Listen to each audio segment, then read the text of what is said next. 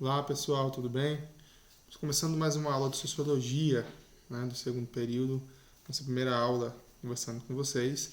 E o conteúdo, né, do segundo bimestre é um conteúdo muito interessante, eu gosto muito de trabalhar com ele, que é esse que está descrito aqui na tela de vocês.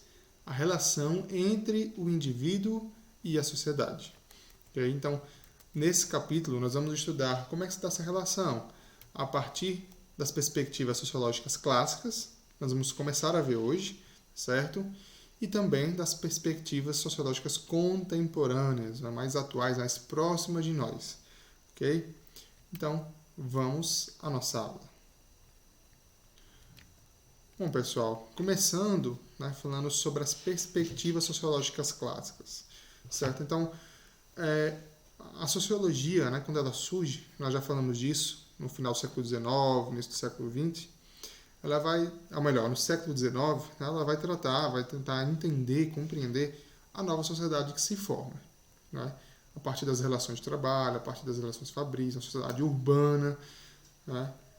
Um desenvolvimento econômico e estrutural mais rápido, novas relações sociais surgiram e a sociologia vai tentar compreender essa nova sociedade que surge então, né?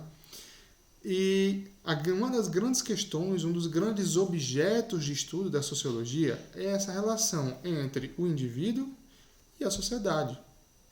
Como se dá essa relação? A sociedade, ela reflete o indivíduo ou o indivíduo reflete a sociedade em que ele vive? Ou essa relação, ela se dá dialeticamente, ou seja, um exercendo influência sobre o outro? De que maneira isso ocorre? Certo? Então, é sobre essas questões que nós vamos nos debruçar nesse segundo período, certo? E aí nós vamos começar com as perspectivas sociológicas clássicas, né? As primeiras, os primórdios da sociologia. A partir de três sociólogos clássicos, né? O Émile Durkheim, que vai trazer a questão do fato social, o Max Weber, que vai compreender essa relação a partir da ação dos indivíduos, da ação social, e o Karl Marx, que vai trabalhar com a ideia das classes sociais. Né? Então, nós temos aí, né, um breve resuminho, bem brevezinho mesmo, dessas ideias. Né? Então, a primeira que nós vamos ver na aula de hoje é essa primeira aí. A sociedade determina os indivíduos, é o que se chama de fato social. O fato social foi um conceito criado pelo sociólogo Émile Durkheim, certo? E, resumindo de uma forma muito resumidinha, vocês vão entender que a leitura que Durkheim faz dessa relação, a partir do fato social, é essa, né, que está descrita aí para vocês. Que a sociedade é que vai determinar o indivíduo, ou seja, a sociedade ela é maior, ela é mais abrangente, ela exerce poder e influência sobre o indivíduo, a partir do que ele chama de fatos sociais, certo? Ou fato social. Nós vamos estudar logo o que seria isso. Já a segunda teoria, que ficará para a próxima aula, certo? É a ideia de ação social, a ideia do Max Weber. Max Weber vai trazer o seguinte ponto, ou o seguinte tópico, né? A seguinte ideia. A sociedade ela deve ser compreendida como resultado da ação dos indivíduos. Então, olha só, o Durkheim traz a noção de que nós, indivíduos, somos o que somos porque a sociedade a qual nós estamos inseridos vai determinar quem nós somos. Nós somos, pensamos, agimos dessa forma individualmente porque a sociedade ela impõe de uma maneira ou de outra, ela nos constrói dessa maneira. Já já o Max Weber, ele vai trazer uma ideia oposta, né, praticamente, à do Durkheim.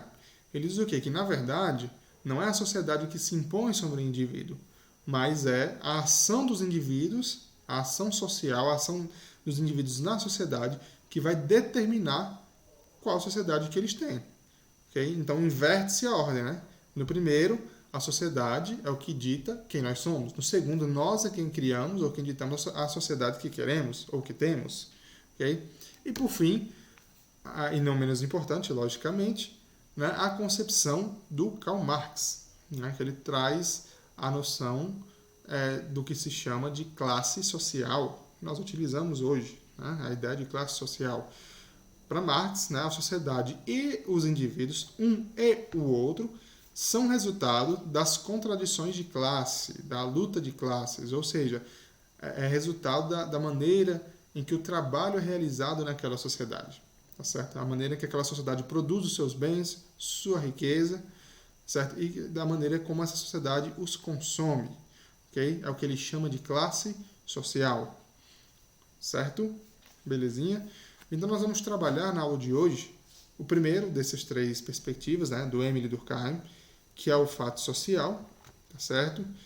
E é uma aula bem objetiva, bem direta, teremos atividades, certo? E é bem simples de compreender os fatos sociais. E é muito interessante, certo? Faz muito sentido o pensamento desses sociólogos clássicos.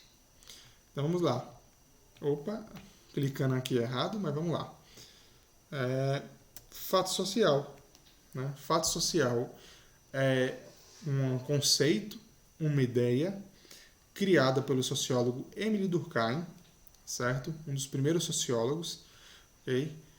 E o que seriam os fatos sociais, né? Então nós já vimos que o Durkheim ele traz a ideia de que os indivíduos, né, são o que são, pensam, agem da forma como pensam e agem, devido à sociedade em que estão inseridos. Então a gente pode pensar assim, né, que nós brasileiros pensamos, agimos da maneira que agimos porque estamos inseridos aqui no Brasil. Já um europeu, um português, por exemplo, ele vai ter um modo de viver diferente devido à sociedade a qual ele está inserido, certo?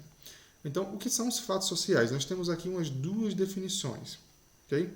Então, a primeira, os fatos sociais são formas de agir cuja manifestação coletiva constitui aquilo que entendemos como sociedade. Então, o que são os fatos sociais? São formas de agir cuja manifestação coletiva, ou seja, quando agimos de maneira coletiva, okay, coletivamente, essa maneira de agir vai constituir o que nós entendemos como sociedade, certo? Outra definição do que é o fato social é a seguinte: o fato social também podem ser entendidos como um conjunto de normas e regras coletivas que orientam e condicionam a ação individual. Vamos ver aqui novamente. Os fatos sociais podem ser entendidos como um conjunto de normas e regras, certo? Conjunto de normas e regras coletivas que orientam e condicionam a ação individual, ou seja, são regras, normas, leis que, logicamente, né, valem para toda a sociedade, que orientam a nossa forma de agir, de pensar, de falar, da mesma maneira que condicionam, ou seja, trazem a condição para a nossa ação. Okay? Um exemplo são as leis, né, como descrito aí embaixo. E todo fato social possui três características, certo? Primeira, são exteriores ao indivíduo. Por que eu já citei o exemplo? Para que a gente trabalhe a partir do exemplo as características e pense o conceito de fato social, tá certo? Então, quais são as características do fato social? São exteriores ao indivíduo. Como assim? Então, pensando nas leis, né? Vamos pegar a ideia das leis e trabalhar esse primeiro conceito antes da gente passar para as características. Então, as leis podem ser entendidas como um conjunto de normas e regras coletivas? Sim, certo? As leis, né, nada mais, nada menos são conjuntos de normas coletivas, né, ou regras coletivas. As leis orientam a nossa conduta, a nossa ação? Sim, porque as leis vão dizer o que nós podemos e não podemos fazer, certo? Apesar, logicamente, das leis também estarem inseridas ou estarem embebidas ou misturadas com o que nós chamamos de moralidade, né, ou ética. Moralidade e ética, aliás, né? Mas vamos lá. Então, as leis orientam a nossa conduta? Sim. Por exemplo, as leis de trânsito. As leis de trânsito vão orientar como deve ser a conduta de um motorista ou de um piloto de uma moto em determinada área, na estrada, na área rural, na área urbana, certo? É ele que vai dizer que nós temos que parar no semáforo, que nós temos que respeitar, dar seta para entrar, e aí vai, ok? as leis, né, condicionam a nossa ação individual, ou seja, elas trazem as condições necessárias para agirmos de maneira individual? Sim, também. Ok? Sem as leis, nós faríamos o que quiséssemos. Né? Então, a partir das leis, elas trazem as condições para a nossa ação individual em sociedade. Então, como nós devemos agir individualmente para poder conviver em sociedade. Tá certo?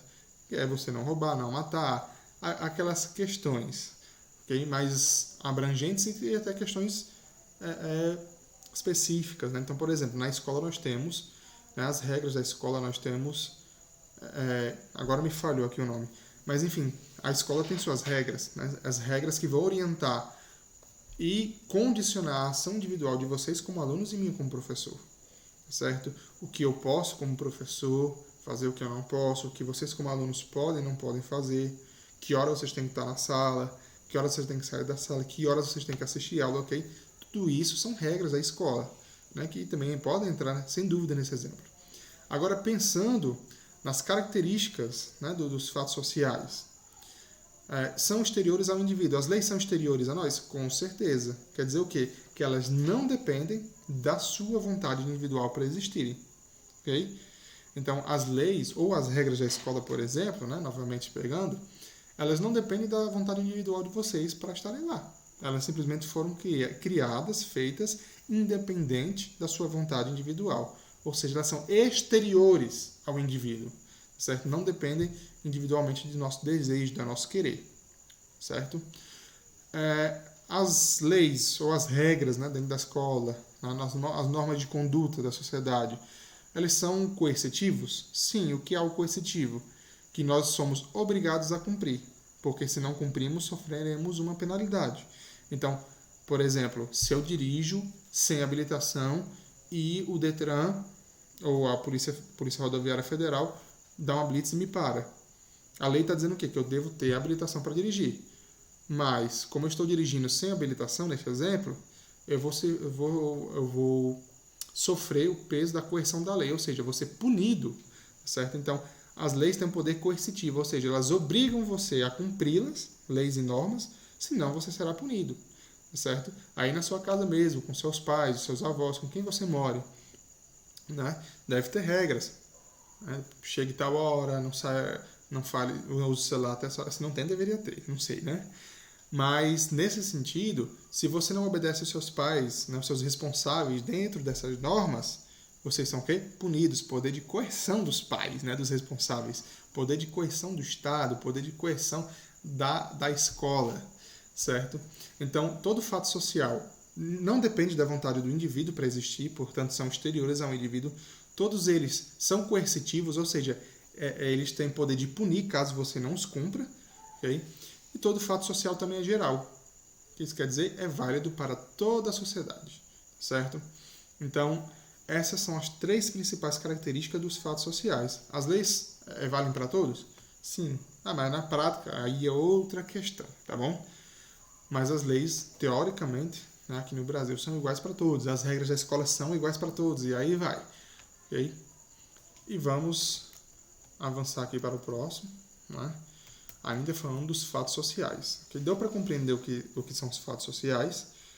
São regras, normas de conduta, e aí não são apenas as leis, né, as normas de uma escola ou de um trabalho, mas são questões que estão até no nosso dia a dia. Okay? Então, por exemplo, a sua forma de se vestir. Quando você vai para a escola, você tem uma maneira de se vestir. Okay? Isso é um fato social. Quando você está com seus amigos, você tem outra maneira de se vestir ou de falar. Fato social.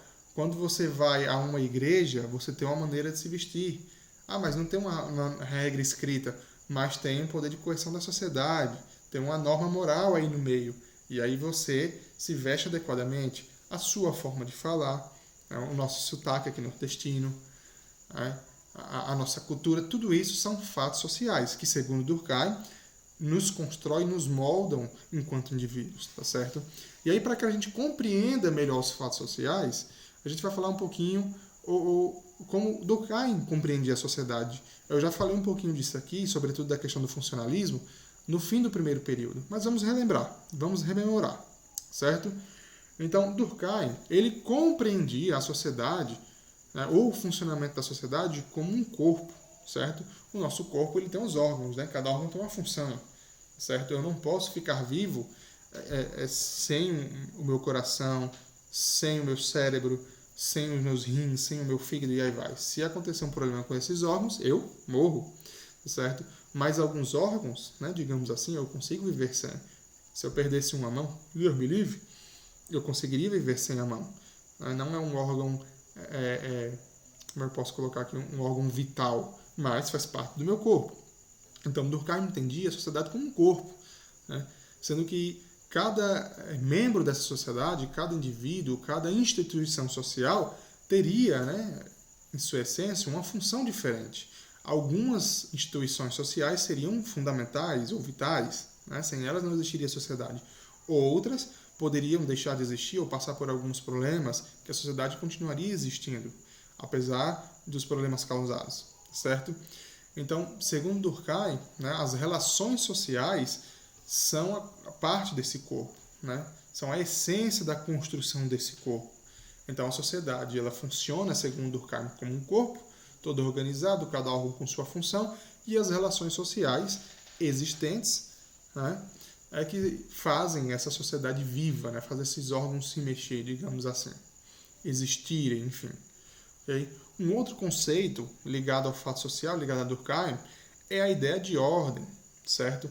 Então, Durkheim entendia a sociedade como um corpo, isso já ficou claro, acredito eu, e quando a ordem, ou seja, quando cada membro desse corpo, né, cada membro da sociedade cumpre a sua função social, né, através do que ele chama de solidariedade social, pode ser mecânica ou orgânica, ou seja, quando eu trato bem um colega de trabalho, quando eu ajudo um colega da escola, quando eu ajudo um familiar meu, tudo isso ele chama de solidariedade, certo?